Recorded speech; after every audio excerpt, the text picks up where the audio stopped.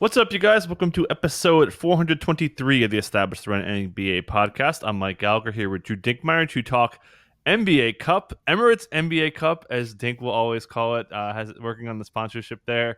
I'm not brand loyal, I always say NBA Cup. So Dink, how you doing? And if you want to talk up Emirates, try to get more sponsorship money, go for it. I'm good. Yeah, I'm just trying to get some of that Saudi blood money that everybody else is getting their hands on these days. So you got to mention the NBA Emirates Cup every time. But yeah, I'm doing well. It's a week of basketball that we get.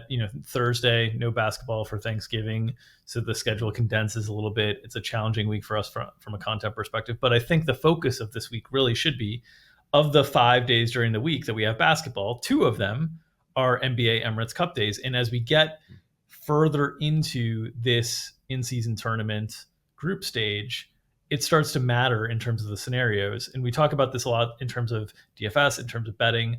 Understanding what teams' motivations might be in these games is really important. There's some games that are going to have more meaning than others, trying to differentiate those. We'll do those on a day-by-day basis, but just kind of giving you a lay of the land, because I know when I am watching these NBA Emirates Cup games, sometimes I'm like, oh, okay, well, I think I remember this team won that game. I don't feel like it's front and center in the broadcast coverage of like, hey, this is a different event. Whereas if I'm watching World Cup or some European soccer tournament or whatnot, like I feel like I'm showing the graphics on the group standings like all the time, and it's like really hammered home. So I wanted to do our part to try to help our listeners feel prepared as they're watching the games this week to understand what the most meaningful games are this week for the NBA Cup. Yeah, and we'll go through the nitty gritty on the Cup days when we're doing the injury show and on DFS show, but this is just going to be kind of broad strokes as a kind of a viewer's guide here. So yeah, we've got one team in, one team out. We talked about the Warriors off to the hot start and how they could have clinched. They did. So besides that, what else do we know about who's almost out and who's out? Only one team out.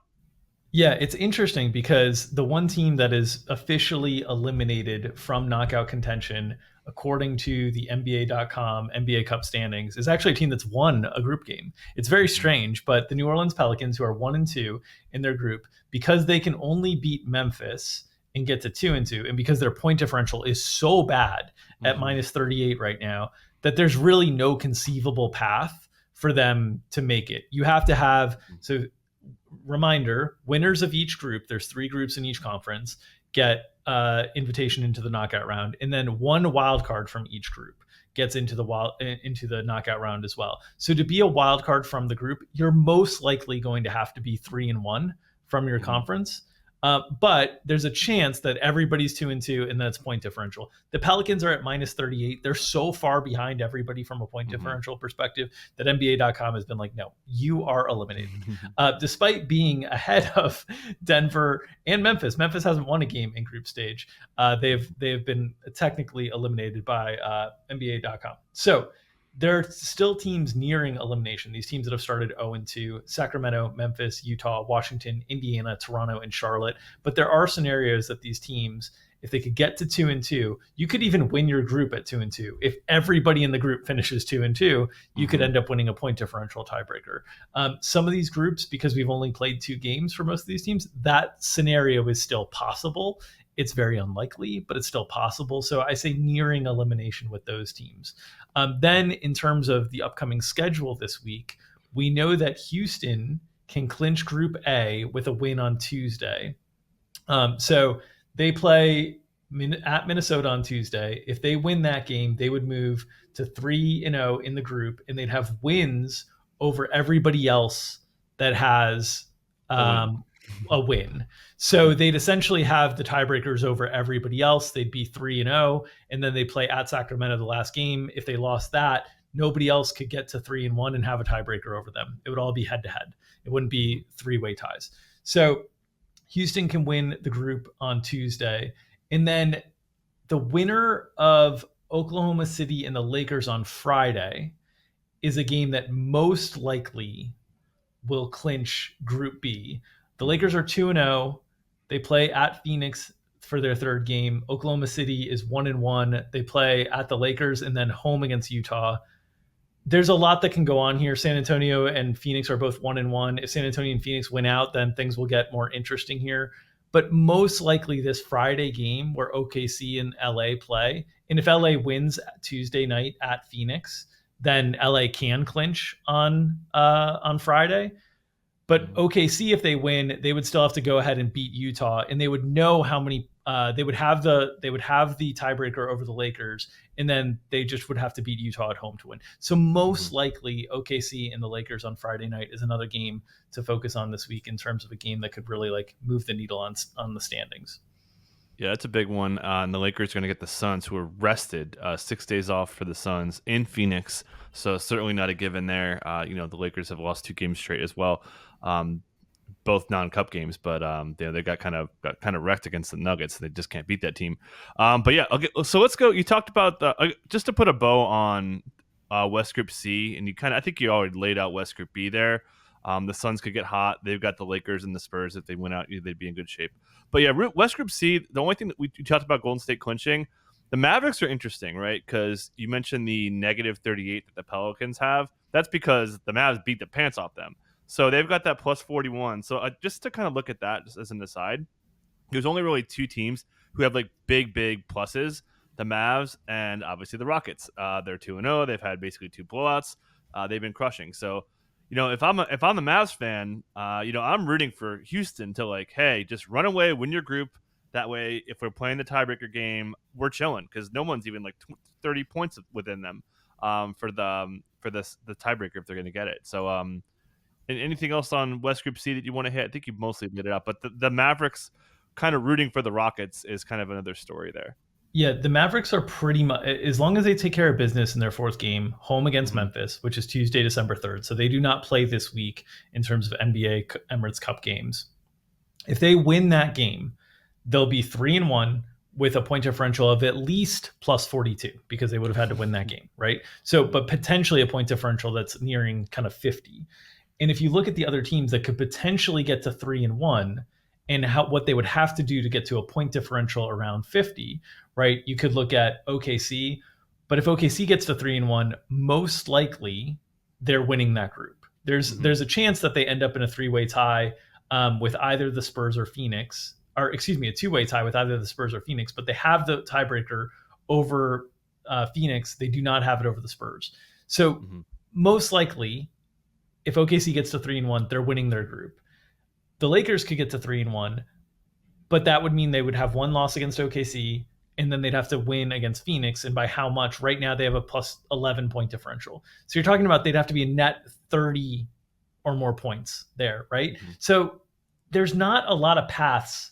All the other teams that are 1-1 have negative point differentials right now because Houston's been smoking teams too. They have a +49 point differential. So basically, as you alluded to, as long as Houston wins Group A and Dallas beats Memphis in their 4th game, Tuesday, December 3rd, a home game. By that time, we'll see if Luka Doncic is back. I would think so. If that's the case and Dallas takes care of business there in that 4th game, most likely Dallas is the wild card out of the Western Conference. They are really in strong position right now to be the wild card in the Western Conference as long as they beat Memphis in their final game at home. Yep.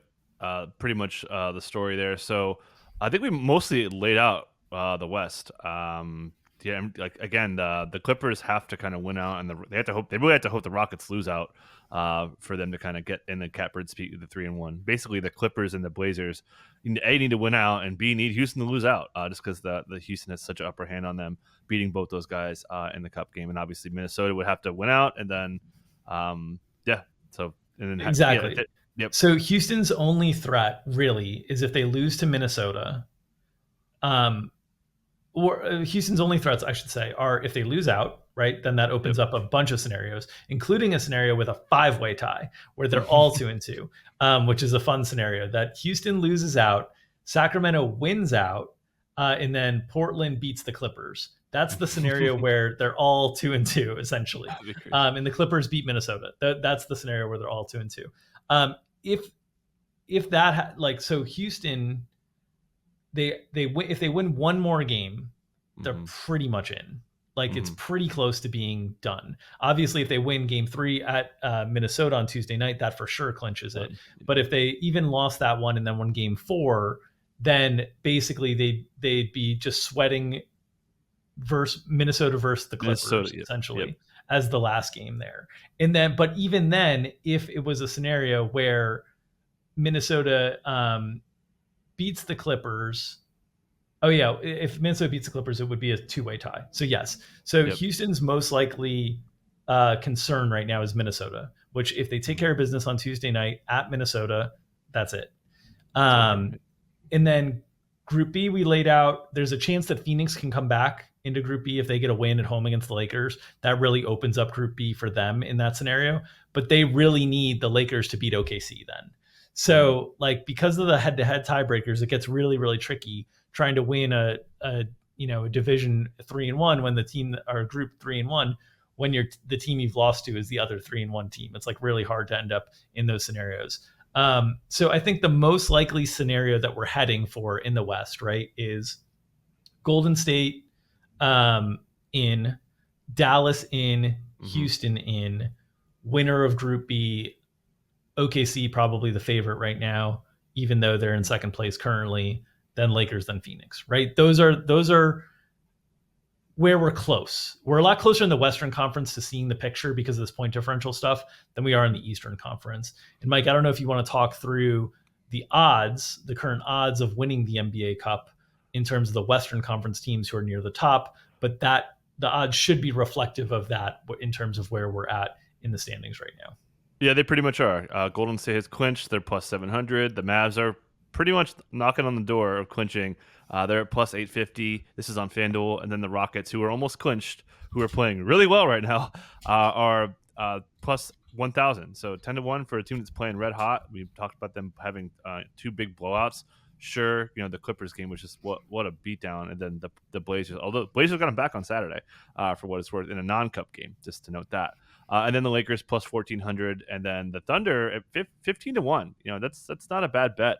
If they can beat the Lakers, who are certainly beatable, and then that Utah game, then you're in the dance in the quarterfinal, and got to get. And if they were in the dance, they'd be favored over everybody, right? So yeah, the only thing holding their odds down right now is the fact that we know that they have to win those two games, right? Which, if you think about it in terms of if you think about it in terms of the bets, if you were to parlay them winning at LA and at Utah, right? That parlay would probably be something around, I don't know, like plus 150 or something like that, right? So then you're parlaying that with them winning 3 cup games, quarterfinals, semifinals, finals. And you can start to see how the odds and the hold on these markets is not particularly great, right? Because the odds of parlaying 5 games, even if they were like minus 200 favorites altogether, is likely longer than the odds that they have in the market. So would just note that in all of these futures markets, the hold is like really high and really kind of tough to beat just naturally. But OKC looks like one of the closer things to a reasonable bet in this space. Yep, for sure. Okay, so let's change gears to the Eastern Conference. Let's start with Group A. 2 2-0 teams.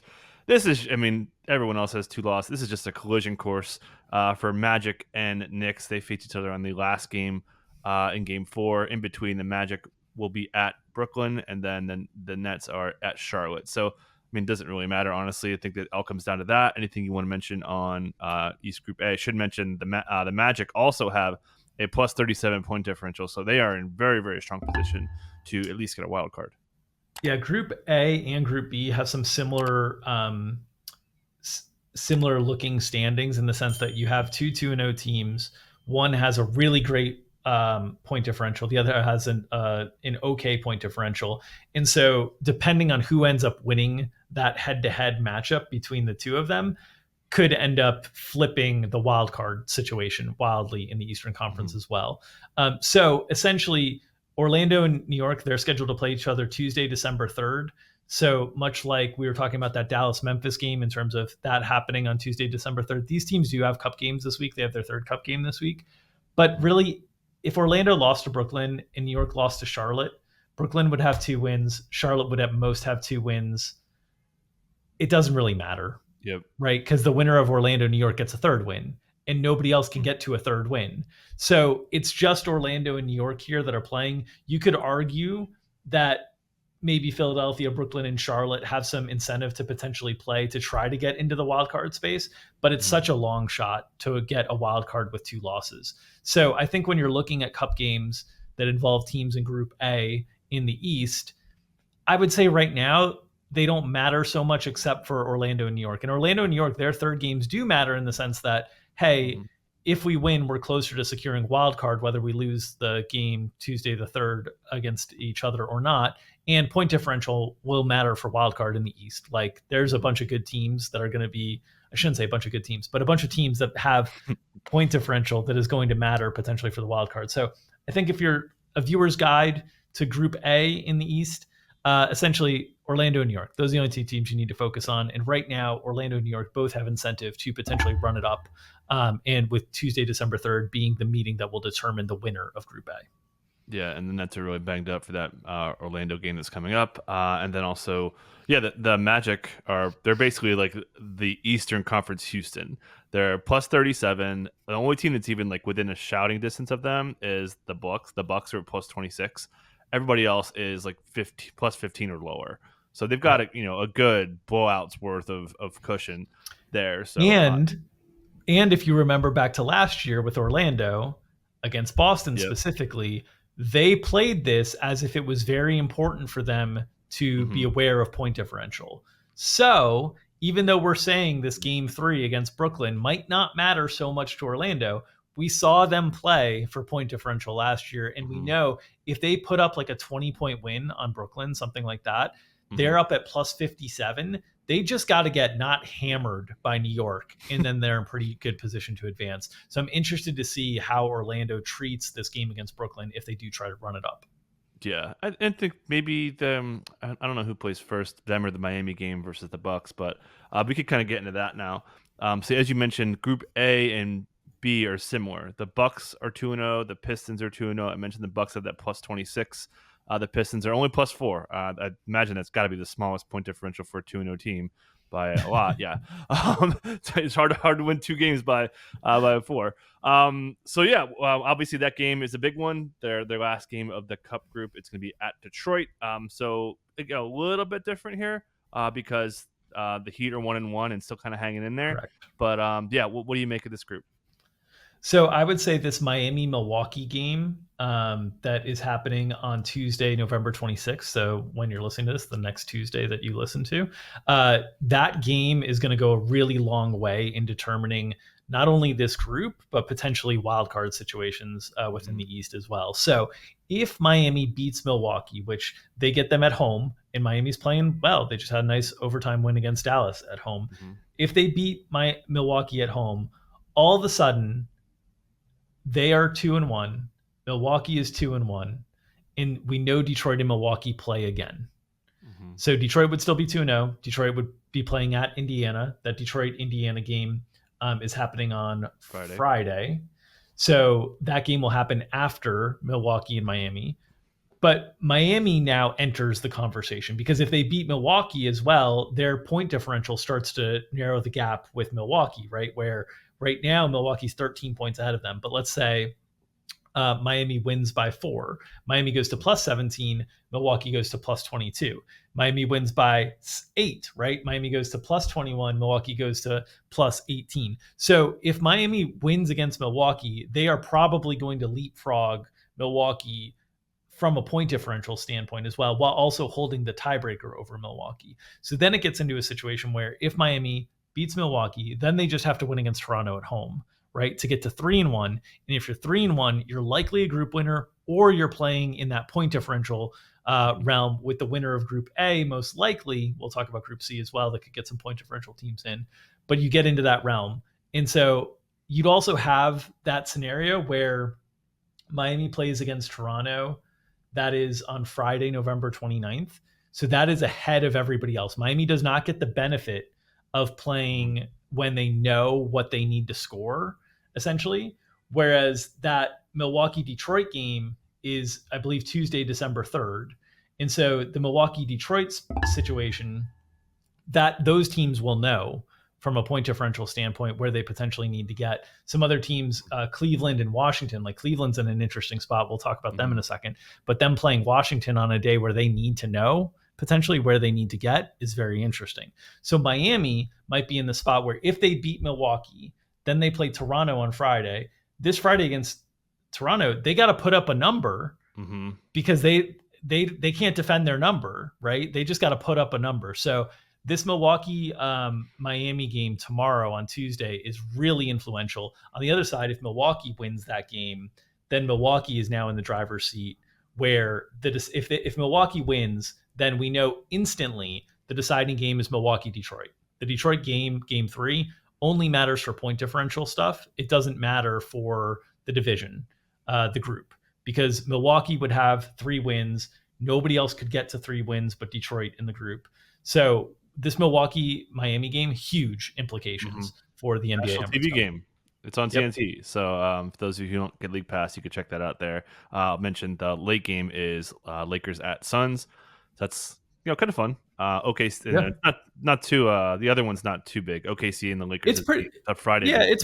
That's a big game. Pretty impactful. It's pretty impactful though. Lakers Phoenix. Like if Phoenix wins, then Phoenix is right back in this thing. So it's as far as impact goes. If we were on a 0 to 10 scale, right? Milwaukee Miami's a 10. But Lakers Phoenix is probably like a 6 or 7. It's not a 2 or a 3. So the broadcast partners got some good games here for the cup. For sure. So let's go to do you want Detroit just to hit them again? They're at Indiana, and then that Milwaukee game we mentioned to close it out. They're only +4 as we mentioned, so they probably got to win out. Or that I guess they don't have to win out. I guess they could drop the Indy game, and then if they beat Milwaukee, they're good. They'd have to, exactly. And Miami is lurking, all that. Exactly. So it depends on the divisional stuff, but they're probably, unless they put up a really big number on Indy, they're probably not in the point differential discussion, most likely. So Detroit's best path is winning Group B. The best path to winning Group B is, hey, just win Game 4 at home against Milwaukee. You win Game 4 at home against Milwaukee, you win the group, basically. Because if you look at it, they have the tiebreaker over Miami. Miami is the only other team that could get to 3 wins in that scenario. So they'd have the tiebreaker over Miami and the tiebreaker over Milwaukee in the scenario that they beat Milwaukee at home. So for Detroit, this game at Indiana, not super impactful. Just win Game 4 at home against Milwaukee, and you are cup bound. Yep. Let's go to Group C, perhaps the funnest one to talk about, because this all started when 17-point road dog Atlanta Hawks without Trae Young. They just sat him out. They go out and win this game. Shocking development. It puts the whole script on its head here. So there was that, and then Boston took care of business against the Cavs, and then we still got to wait for the Cavs to go to Atlanta. So that's a pretty big game. The Cavs got to win out, I think, at this point. So Atlanta's 2-1, Celtics are 2-1. They close out at Chicago. Mentioned that Cleveland Hawks game, and then the Cavs get 2 more games here at the Hawks, and then they get to really rack up the score in the last game against the Wizards. Anything else you want to note on just the magnitude of that at Atlanta game for the Cavs? I think also just the timing of all of this is really important to understand. So Atlanta's 2-1. Their last game is against Cleveland. If Cleveland wins that game against Atlanta, Atlanta's pretty much done. Because at that point they'd be 2-2. Cleveland would be 2-1 facing Washington at home. Boston would be 2-1 facing at Chicago. So if you're 2-2, you need both Boston and Cleveland to lose those games. Pretty unlikely. So Atlanta's cup hopes depend on winning at home against Cleveland. Cleveland, similarly, if you lose to Atlanta, you're eliminated. So that game, Cleveland versus Atlanta, very, very important. That is on Friday, November 29th. So that is Friday. That same Friday, Boston plays Chicago. Boston is +14 in point differential right now. If Boston beats Chicago, they will be 3-1, but have lost the tiebreaker to Atlanta. So if Boston beats Chicago, but Atlanta beats Cleveland on that same night, Boston is only in competition for the wild card at that point. If Boston beats Chicago and Cleveland beats Atlanta, Boston has the tiebreaker over Cleveland. So at this point, then Boston is in control. They've won the group basically. So we could have this group wrapped up on Friday in that scenario. That's the scenario that Cleveland wins and Boston wins on Friday. Boston has won the group in that scenario. But Cleveland at that point is 2-1. They'd have a point differential better than plus 15 because they would have gotten a win against Atlanta. And now they're coming to play Washington at home. And you look at the scenarios that, you could potentially run up a score, and the timing of this, the timing is really important. So in terms of the teams that are playing on Tuesday, December 3rd, that could potentially like impact the point differential stuff. We know we have Orlando and the Knicks, right? And that one is going to be a game that the winning team is just caring about winning. They're not trying to run up the score. The losing team might care about trying to keep it close enough, right? But generally, if those two teams, we'll see, where their point differential ends up after game 3 for those two teams. But generally, those two teams, only the losing side is probably playing for point differential, right? And so then you get into Detroit-Milwaukee, where again, that game is also happening Tuesday, December 3rd. But again, the winner is just taking that group, most likely. So the loser, again, is sort of playing for point differential. So you got these spots where Cleveland might be a winning team trying to play for point differential against teams that are losing teams trying to prevent point differential. And if you look at these situations where if Cleveland wins, they're plus 15 now, they win game 3 against Atlanta, let's say they get to plus 20. Let's say Milwaukee is at plus 26 now. Let's say they win against Miami or whatever. Let's say they even get to plus 36, right? Well, if Milwaukee was to lose against Detroit, they'd be losing from 36, and Cleveland would be winning versus Washington, however many points. So there's a position here for Cleveland that is very sneaky. And it's simply that if they win out their last game at home against Washington, they're sort of in control of winning. Look, no disrespect to Washington, but they could potentially try to run it up on Washington in a way that gets them in, while these other two teams are just playing for their group, and they're so focused on playing for their group, and Cleveland's over here just hammering Washington to get point differential up. That's a scenario that potentially opens up Cleveland as the wild card. Now, for Cleveland, for that to happen, right, their best case scenario is the team with the weaker point differential of Detroit, Milwaukee. That's going to be Detroit. The team with the weaker point differential of Orlando, New York, most likely New York, because Orlando's got a 20-point differential right there. They need them to win. They need the team with the weaker the better point differential to win. If that's the case, Cleveland's going to be in great shape. But if the scenario happens where Orlando piles up a bunch on Brooklyn and then Orlando loses to New York, we might be in this situation where, let's say, like Orlando gets themselves to like a plus 50, plus 55. Cleveland gets themselves to like a plus 25 from their win at Atlanta. And now Cleveland has to make up 25 points against Orlando. Orlando's losing. Cleveland can still win by more than, like, Cleveland has so much room to make up ground if they just wax Washington at home. And Washington's going to have nothing to play for, right? From an NBA Cup perspective. So I think Cleveland, very sneaky right now. What do the odds look like for teams in the Eastern Conference currently? Okay, so we've got the Celtics are heavy favorites relative to the rest. They are 5-1. They're plus 500. The Knicks are right behind them, surprisingly, at plus 600, which doesn't make much sense to me because they're not in that strong position. We talked about how they're only plus 14 in the tiebreaker. Yeah, they get Charlotte. They get a tough game in Orlando. So this is, of all the teams that we've talked about, they're like the biggest misprice to me. They do get Orlando at home, but agree with you that is way too short a price for the Knicks. Yep, for sure. And then the Cavs are plus 800, which, they've got work to do. To be plus 800 is kind of not a good price at all. The Bucks are in good shape. They're plus 1,000. And then the Magic, who are a little underpriced relative to these other guys, at plus 1,300 there. So those are kind of the teams that, I don't even know what Detroit's price is, but I'm sure it's got to be long there. But and Atlanta's really long too, because obviously you got to get out and then you got to win 3 in a row. But there's pretty big mispricing on that side. And when we're talking about the timing of the NBA Cup, right, these games are going to be played December 10th and 11th is the quarterfinals. December 13th I I think believe it's is 14th. the It's a Saturday. or 14th, excuse me, 14th a Saturday is the semifinals, and then the 16th, a Tuesday, is the finals. So when we're thinking about like injury returns and different things like that, and this is important, right? So as we're recording this, we've just found out that Kristaps Porzingis is going to make his debut for Boston tonight. Mhm. It sounds like Boston's going to be fully healthy Mhm. for the play-in, the bracket stage of this competition. Orlando, Paolo Banchero, he's on the mend, and it sounds like he's going to be back relatively soon, perhaps even back in time for that Tuesday, December 3rd game against the New York Knicks.